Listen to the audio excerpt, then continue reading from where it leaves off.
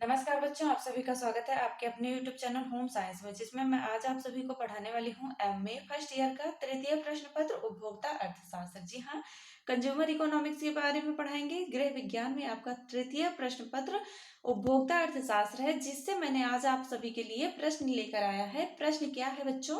बाजार के तत्व, कार्य और परिभाषा एवं प्रकार, इन सभी के बारे में हम लोग जानेंगे कि बाजार की परिभाषा क्या है और बाजार के क्या कार्य होते हैं और बाजार के क्या प्रकार भी होते हैं। बाजार के प्रकार कई हैं और आपके पेपर में ये अवश्य ही पूछा जाता है, इसलिए बच्चों ये बहुत ही इंपॉर्टेंट प्रश्न है। आप सब अवश्य इसे ध्यान से पढ़ना और पूरा वीडियो देखना, जिससे आसानी से आप सबको समझ में आए। और अभी तक जिन बच्चों ने वीडियो को शेयर नहीं किया, वीडियो को शेयर कर दें। जिन्होंने चैनल को सब्सक्राइब नहीं किया है, चैनल को सब्सक्राइब कर लें, क्योंकि आपके लिए इस चैनल पर फ्री यूट्यूब पर फ्री क्लास चलती है। तो आप सब इतना तो कर ही सकते हो कि चैनल सब्सक्राइब कर लें और वीडियो को शेयर करें, जिससे और भी बच्चों को इसका लाभ मिल सके। तो इतना आप सबके लिए करना जरूरी होता है। तो देखते हैं क्या है बच्चों बाजार के तत्व। सबसे पहले हम लोग देखेंगे कि बाजार होता क्या है। तो बाजार को अगर हम देखें तो बोलचाल की भाषा में बाजार का आशय, सॉरी बच्चों यहाँ पर टाइपिंग एरर है, यहाँ पर बाजार का आशय होगा। बाजार का आशय किसी स्थान विशेष से होता है। जी हाँ, जो स्थान होता है बाजार का वो बहुत ही विशेष स्थान होता है, जहाँ पर वस्तुओं का क्रय विक्रय किया जाता है। जी हाँ, वस्तुओं का क्रय विक्रय किया जाता है। एक तो विक्रेता होते हैं जो वहां पर बाजार में वस्तुओं को बेचते हैं, और एक उपभोक्ता होते हैं जो वहां पर जाते हैं और वस्तुओं का क्रय करते हैं या अर्थात लेते हैं। तो नेक्स्ट हमारा परिभाषा देख लेते हैं बच्चों। ये परिभाषा बहुत ही इंपॉर्टेंट है, आपके पेपर में हो सकता है आ जाए परिभाषा, तो याद रखना, नोट कर लेना, जिससे आपको आसानी से समझ में आए। और एक बार दो बार रिवीजन कर लेना, तो जरूर आप सब याद कर लेंगे, क्योंकि आप सब एमए के स्टूडेंट हैं। तो ये परिभाषा उतनी बड़ी नहीं है आप सबके अपेक्षा, तो आप सब याद कर लेना। ओके, तो बाजार की परिभाषा में देखते हैं क्या है। हमारे जो प्रोफेसर सिजविक थे, इन्होंने कहा था कि बाजार व्यक्तियों के समूह या समुदाय को कहते हैं। जी हाँ, बाजार जो होता है वह समूह या समुदाय होता है, एक प्रकार का समूह होता है जहाँ पर ढेर सारे व्यक्ति होते हैं, एकत्रित होते हैं, वहां पर बाजार होता है। और जिनके बीच एक बाजार के पारस्परिक वाणिज्य किए संबंधों की प्रत्येक व्यक्ति को सुगमता से इस बात का ज्ञान हो जाए कि दूसरे व्यक्ति समय समय पर कुछ वस्तुओं एवं सेवाओं का बिल में किन मूल्यों पर करते हैं। क्या करते हैं? यहाँ पर बच्चों विनिमय होगा, यहाँ पर बिल टाइपिंग एरर है, बिल है तो विनिमय होगा। आप सब अपनी नोट्स में विनिमय कर लेना कि बाजार में व्यक्तियों के समूह या समुदाय को कहते हैं जिनके बीच क्या होता है, पारस्परिक वाणिज्यिक यानी गणितीय संबंध होते हैं। उन्हीं के संबंध के प्रत्येक व्यक्ति को जो सुगमता से इस बात का ज्ञान हो जाए कि दूसरे व्यक्ति समय समय पर कुछ वस्तुओं का, सेवाओं का बिल में कुछ विनिमय, यहाँ बिल नहीं होगा, यहाँ विनिमय में किन मूल्यों पर करते हैं। तो आगे नेक्स्ट देखते हैं बच्चों बाजार के तत्व। अभी तक जिन बच्चों ने वीडियो को शेयर नहीं किया, वीडियो को शेयर कर दें, और चैनल को सब्सक्राइब नहीं किया है तो चैनल को सब्सक्राइब अवश्य कर लें, क्योंकि बहुत ही इंपॉर्टेंट टॉपिक चल रहा है आप सबका, और इससे प्रश्न जरूर आएंगे आपके पेपर में। और पेपर होने के बाद अवश्य ही आप सब हमें बताएंगे कि मैम इससे पेपर में प्रश्न आया था। तो बच्चों क्या है हमारा बाजार के तत्व। हो सकता है आपसे प्रश्न पूछ ले बाजार के तत्वों के बारे में लिखिए, तो आप सब यदि पढ़े रहेंगे तभी तो लिख पाएंगे। क्या है बाजार के तत्व?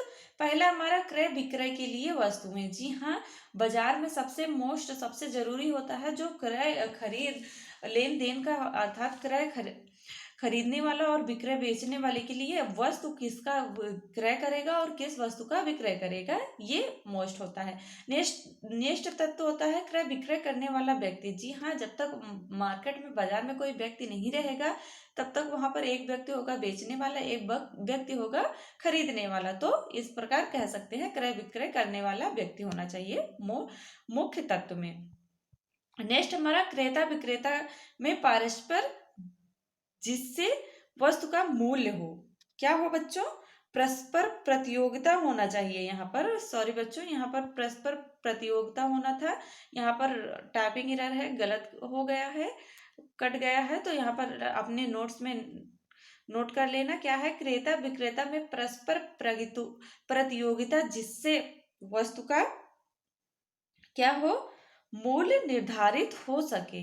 जी हाँ, जिससे वस्तुओं का मूल्य निर्धारित हो सके, क्रेता और विक्रेता में ये क्या हो, परस्पर प्रतियोगिता या गेम होता रहे। या एक नेक्स्ट हमारा बच्चों, स्थान या क्षेत्र चाहे छोटा हो अथवा विस्तृत हो। जी हाँ बच्चों, छोटा भी मार्केट होता है, बड़ा भी मार्केट होता है। छोटे मार्केट में भी वस्तुएं मिलती हैं, क्रय विक्रय होता है, और बड़े मार्केट में भी क्रय विक्रय होता है। तो ये तत्व होते हैं मार्केट के, अर्थात बाजार के। नेक्स्ट हमारा बच्चों, कार्य। जी हाँ, ये भी बहुत इंपॉर्टेंट है, तो याद कर लेना। कार्य में क्या होता है बच्चों, बाजार के कार्य सबसे पहले होगा आपका, जैसे ही आप बाजार में जाएंगे क्या करेंगे, बाजार खरीदने का कार्य करता है। जी हाँ, आप मार्केट में जाएंगे तो वस्तुओं का क्रय करेंगी, खरीदेंगी।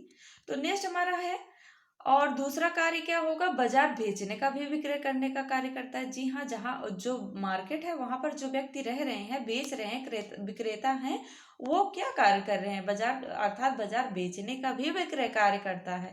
और बाजार में ये भी कार्य होता है, बाजार क्रेता एवं विक्रेता को आर्थिक गतिविधियों के लिए एक मंच प्रदान करता है। मंच अर्थात जहाँ पर समूह होता है, जहाँ पर समुदाय होता है, वह एक बाजार के द्वारा ही एक मंच प्रदान होता है, जहाँ पर क्रेता विक्रेता का गतिविधि, आर्थिक गतिविधियों का क्या हो सके, लेन देन का क्रय हो सके।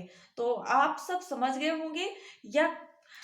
या जो ना मंच, मंच जैसे ये भी समझ सकते हैं कि जैसे आपका एक बीमार्ट, कोई मार्ट ले लीजिए, बिग बाजार ले लीजिए, तो ये सब क्या है, आपको मंच है जहां पर आप है तो बाजार ही वो, वहां पर आप जाएंगे तो सभी वस्तुओं का वहां पर क्रय विक्रय करेंगे। नेक्स्ट हमारा बच्चों, बाजार प्रतियोगिताओं के द्वारा मूल्य निर्धारण के में मदद करता है। जी हाँ, बाजार में कई बार अनेकों कंपटीशन होते हैं जहां पर मूल्य का हाव भाव बढ़ता रहता है, घटता रहता है। तो उसी कंपटीशन के अनुसार तो कह सकते हैं कि बाजार के कार्य में ये भी आता है, जो प्रतियोगिता बाजार में होती है, मूल्य निर्धारण में मदद देती है। और अभी तक जिन बच्चों ने चैनल को सब्सक्राइब नहीं किया, सब्सक्राइब कर लें, वीडियो को लाइक अवश्य क्या करें यदि पसंद आता है तो। आगे बढ़ते हैं, क्या है बच्चों, आगे है हमारा बाजार के आधार पर, जैसे कि देखेंगे बाजार के प्रकार। जी हाँ, बाजार के प्रकार बहुत ही इंपॉर्टेंट है। इस बार तो नहीं, उस बार पूछा भी गया था, पेपर हुआ ही नहीं इस बार, तो क्या कहें कि पेपर जब हुआ ही नहीं तो क्या कहें कि आपका मॉडल पेपर 2020 का, ओ सॉरी बच्चों 20 नहीं 21 का, तो ऐसे ही देख लीजिए, फर्स्ट ईयर है, हो सकता है इस बार आ जाए पेपर में।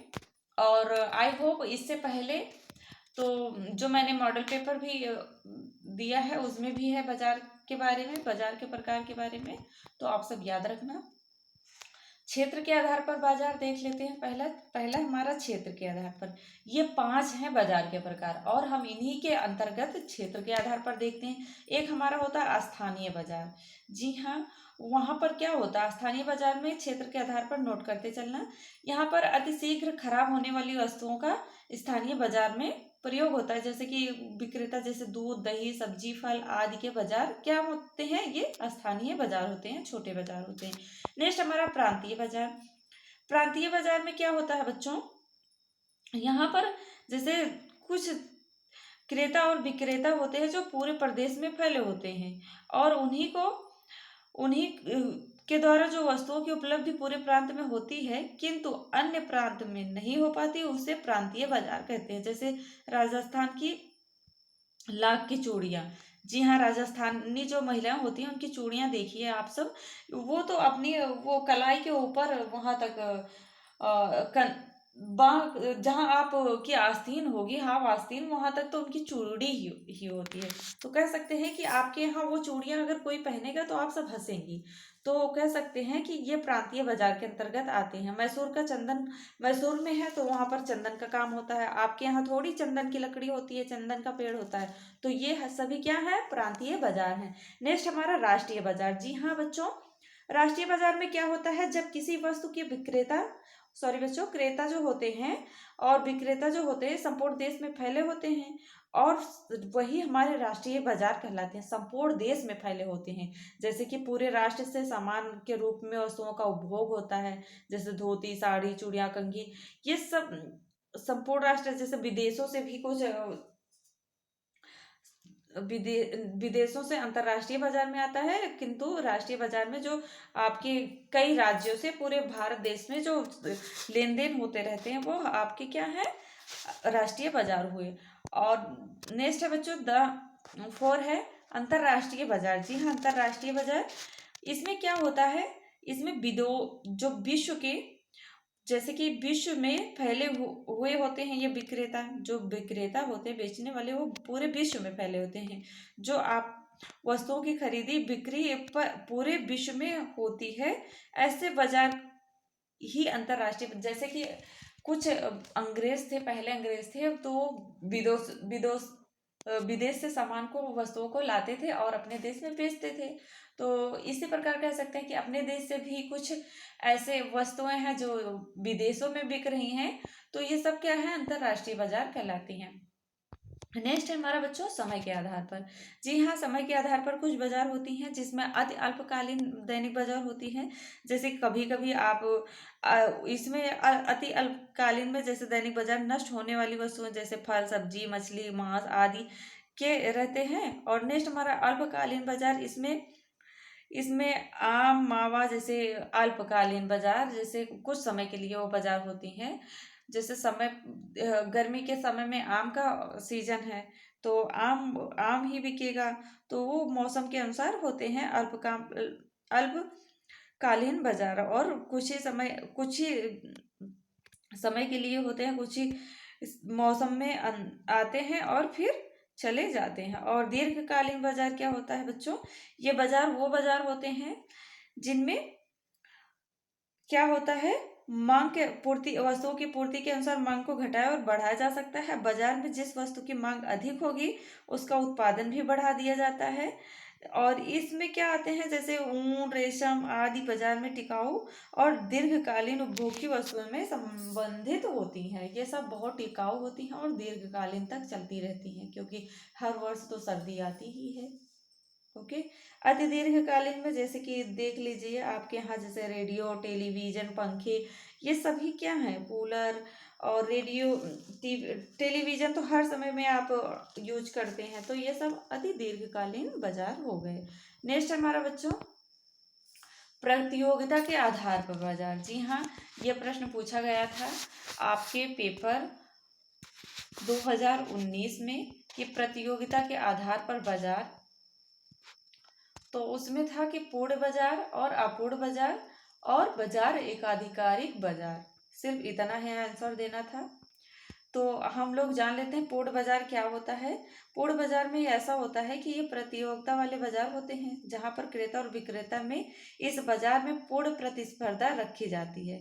और इस बाजार में जो क्रेता होते हैं विक्रेता बहुत अधिक होते हैं और खरीदने और बेचने की होड़ सी लगी होती है। जैसे कि इस बाजार में जो पूर्ण बाजार होता है यहाँ पर बहुत ही विक्रेता होते हैं एक वस्तु के, और वहाँ पर होड़, जैसे मान लीजिए आप फल मंडी हो गई, वहाँ पर फलों की अधिक विक्रेता है।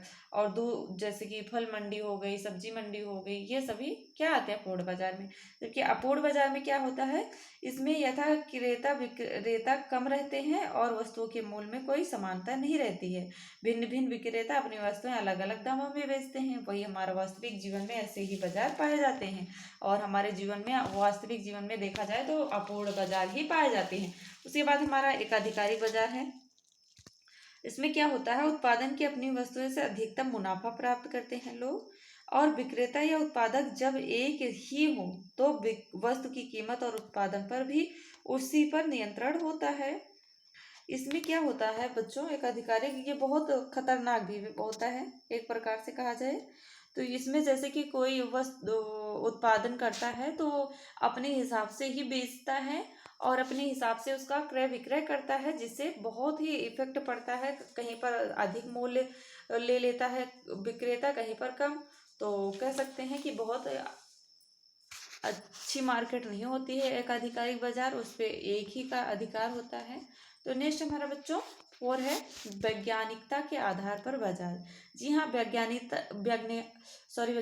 वैज्ञानिकता के आधार पर दो ही बाजार होते हैं। फर्स्ट हमारा होता है उचित बाजार, सेकंड होता है अवैध बाजार।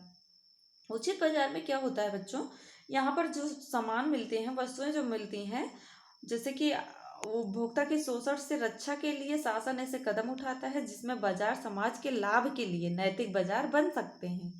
क्या होते हैं, नैतिक बाजार बन जाते हैं, सरकार के द्वारा निर्धारित होते हैं, जैसे सुपर बाजार, सुपर मार्केट हुई, और जैसे कि आपका बीमार्ट हुआ, बिग बाजार हुआ। इसी तरह न्याय की दृष्टि से निर्मित किए जाते हैं और साथ ही सस्ते मूल्य की दुकानों का प्रोत्साहन देकर हर मोहल्ले में विक्रेता को उसका लाइसेंस देना भी उचित बाजार कायम करने से होता है। और जो विक्रेता होते हैं उनके पास लाइसेंस होना चाहिए। ये वैधानिकता के आधार पर होता है। सॉरी बच्चों, यहाँ वैधानिकता होना चाहिए था, वैज्ञानिकता लिखा गया है। और नेक्स्ट अवैध बाजार। अवैध बाजार में जैसे चोरी वोरी से बेचा गया वस्तुओं को, जहाँ पर जैसे दिल्ली में देख लीजिए चोर मार्केट है, और कहीं कहीं पर है जैसे कि चोरी की वस्तुएं बेची जाती हैं, लेन देन होता है, वो क्या है, अवैध बाजार होते हैं। नेक्स्ट हमारा वस्तुओं की प्रवृत्ति के आधार पर बाजार। जी हाँ, जैसे वस्तुओं की प्रवृत्ति के आधार पर बाजार, पहला हमारा उपज है, उपज बाजार। इसमें क्या होता है, जिस बाजार में उत्पादित वस्तुओं के क्रय विक्रय के सौदे होते हैं उन्हें हम उपज बाजार कहते हैं। नेक्स्ट हमारा स्कंद बाजार। जिस बाजार में अंश प्रतिभूतियां एवं स्टॉक आदि के सौदे होते हैं वो हमारे स्कंद बाजार होते हैं। नेक्स्ट हमारा धातु बाजार। जिस बाजार में क्या होता है, सोने चांदी के सौदे होते हैं उसे हम धातु बाजार कहते हैं। तो आशा करती हूँ आप सबको वीडियो बहुत अच्छा लगा होगा। अभी तक जिन बच्चों ने चैनल को सब्सक्राइब नहीं किया, सब्सक्राइब कर ले। और मिलते हैं नेक्स्ट वीडियो में नेक्स्ट टॉपिक के साथ। तब तक के लिए जय माता रानी।